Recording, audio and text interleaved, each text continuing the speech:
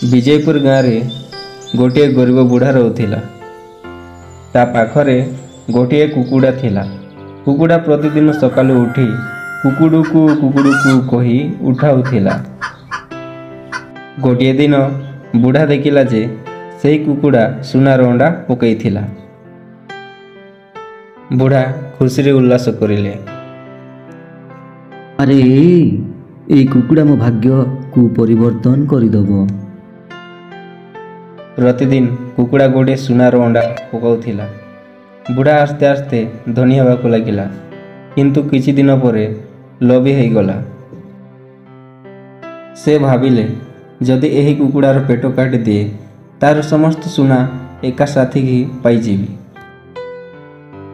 सही भली करी बुढ़ा कुकुड़ा को मारिदेले, किंतु भितर कौनसी सुना नथिला। बुढ़ा हाथ धरी कांदीबाकू लागिले।